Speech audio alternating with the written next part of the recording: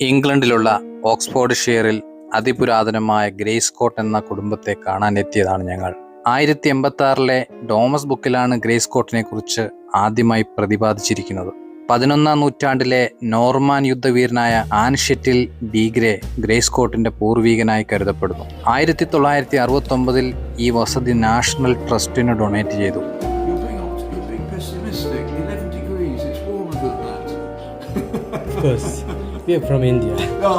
എങ്കിലും 2003 ഇതിന്റെ ഉടമയായ ലേഡി ബർണർ എന്ന വൈസിയുടെ മരണം വരെ അവർ ആ വീട്ടിൽ തന്നെ താമസിച്ചിരുന്നു. ഇത് അവരുപയോഗിച്ചിരുന്ന ഡൈനിങ് റൂമാണ്.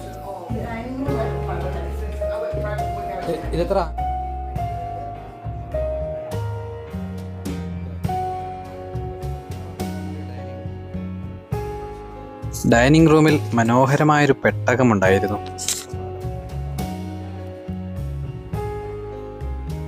അവിടെ വച്ചിരുന്ന പാത്രങ്ങളിലും ഗ്ലാസ്സുകളിലുമൊക്കെ പുരാതന കാലത്തിൻ്റെ ഒരു കയ്യൊപ്പ് തന്നെ ഉണ്ടായിരുന്നു. കൊത്തുപണികളൊക്കെ ഉള്ളൊരു പഴയ പെട്ടിയും ഡൈനിങ് റൂമിൽ കാണാൻ കഴിഞ്ഞു.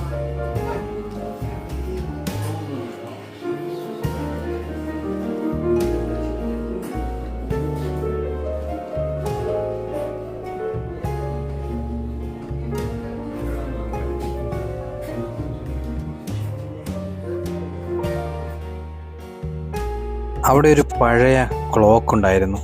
വളരെ മനോഹരമായ പഴയകാലത്തെ അനുസ്മരിപ്പിക്കുന്ന ചിത്രരചനകളൊക്കെ ആ ക്ലോക്കിൽ ആലേഖനം ചെയ്തിട്ടുണ്ടായിരുന്നു. മടക്കി വെക്കാവുന്ന ആ വാതിലുകളിലൊക്കെ പെയിൻറ്റിങ്സ് നമുക്ക് കാണാൻ കഴിഞ്ഞു. ഈ നീണ്ട കാലയളവിൽ അവിടെ താമസിച്ച വ്യക്തികളുടെയൊക്കെ ചിത്രങ്ങൾ ചുവരുകളിലുണ്ടായിരുന്നു. കുറേയൊക്കെ ആൽബങ്ങളായിട്ടും അവർ സൂക്ഷിച്ചു വച്ചിട്ടുണ്ടായിരുന്നു.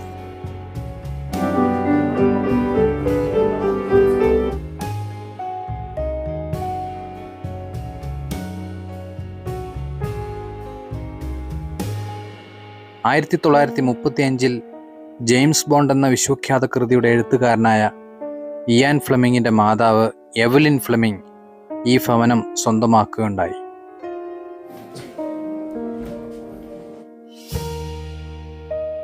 പഴയ ജഗ് ഉണ്ടോ?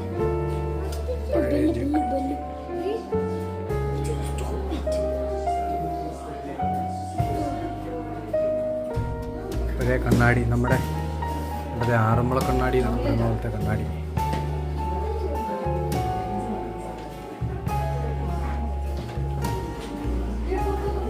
നോർമാൻ യുദ്ധവീരന്റെ ചിത്രമായിരിക്കാൻ ചുവരിൽ കാണുന്നത്.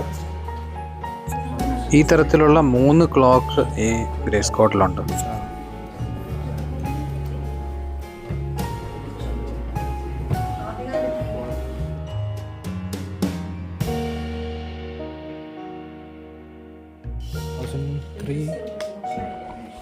എലിസബത്ത് രാജ്ഞിയുമൊത്തുള്ള ചിത്രവും അതിൻ്റെ ടേബിളിൽ കാണാൻ കഴിഞ്ഞു.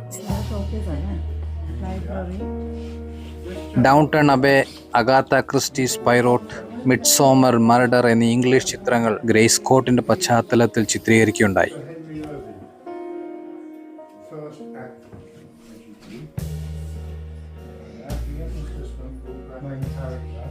പഴയൊരു അമ്പ് ചുവരിൽ തൂക്കിയിട്ടിട്ടുണ്ട്.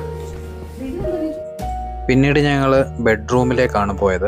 ഇപ്പോഴും ആ ബെഡ്റൂംസ് ഒക്കെ അതേപോലെ തന്നെ മെയിൻറ്റെയിൻ ചെയ്തിട്ടുണ്ട്.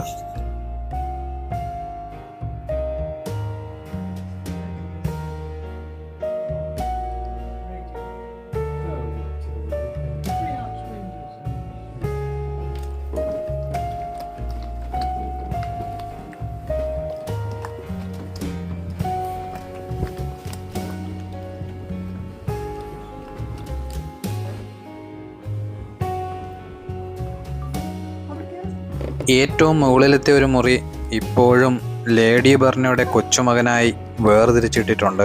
അവിടേക്ക് മാത്രം സന്ദർശകർക്ക് പ്രവേശനം നിഷേധിച്ചിരിക്കുകയാണ്.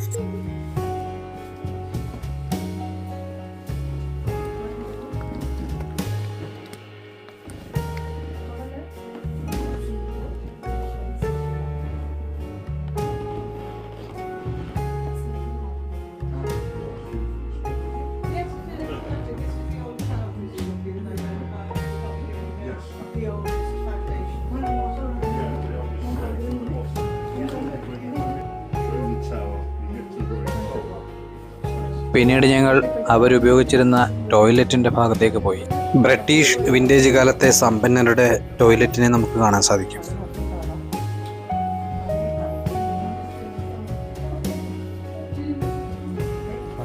കുളിക്കുന്നത് കളറൊക്കെ മങ്ങിയില്ലേ?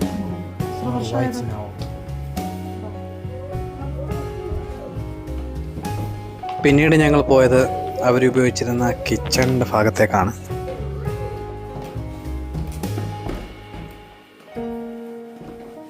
ചിമ്മിനിയുടെ ഭാഗത്ത് ഒരു ആർച്ച് ഉണ്ടായിരുന്നു. നമ്മുടെ നാട്ടിലുള്ള ചിമ്മിനിയുടെ കൺസെപ്റ്റൊക്കെ ഒരു പക്ഷേ ഇവിടെ നിന്ന് വന്നായിരിക്കാം. How long the family lived here? The last family lived. They bought the house in 1937, and Lady Brunner died in 2003. So she was here 65 years.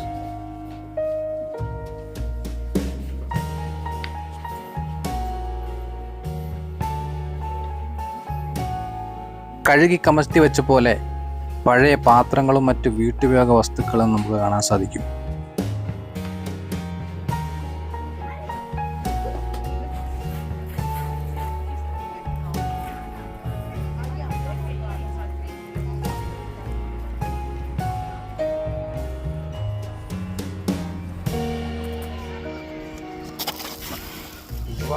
Painting ചിത്രങ്ങൾ വേണ്ടവർക്ക് അവിടെ തന്നെ മേടിക്കാൻ കഴിയുമായിരുന്നു.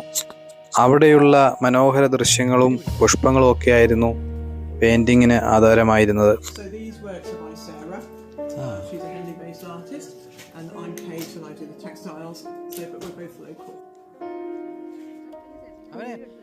പിന്നീട് ഞങ്ങൾ അവരുടെ ഗാർഡനിലേക്കാണ് പോയത്.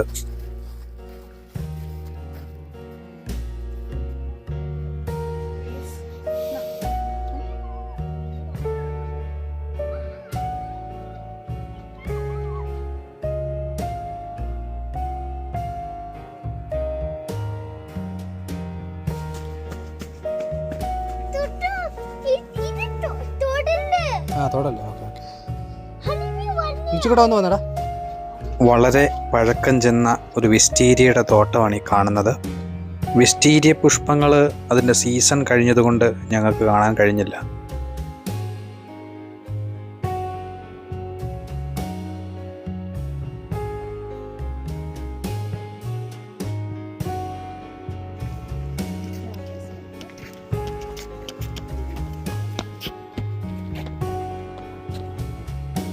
നിറം വെച്ചു വരുന്ന ആപ്പിളും ചെറിയുമൊക്കെ ആ തോട്ടത്തിലുണ്ടായിരുന്നു.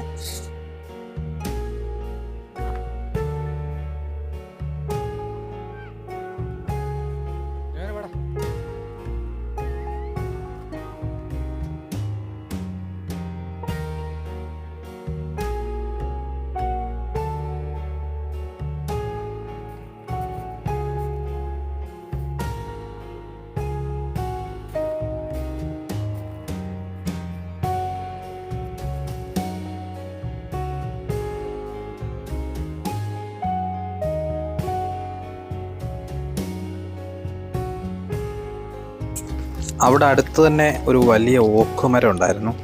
ഒരു ചെറിയ കാട് പോലെ ഉള്ളിലേക്ക് ഒരു തടിപ്പാലമൊക്കെ കിടന്ന് കയറി. അതിനുള്ളിലൊരു പ്രത്യേക വൈബായിരുന്നു. നമുക്ക് അവിടെ വിശ്രമിക്കാനും ഫോട്ടോഷൂട്ടൊക്കെ ചെയ്യാനും പറ്റും. ഇതെന്താ കുളിക്കുന്നതായിരിക്കും. പിന്നീട് ഞങ്ങൾ പോയത് അവിടെ ഗ്രേസ് കോട്ടിൻ്റെ മുമ്പിലായിട്ടുള്ള കാസ്റ്റലിൻ്റെ ആ ഒരു ഭാഗത്തേക്കാണ്.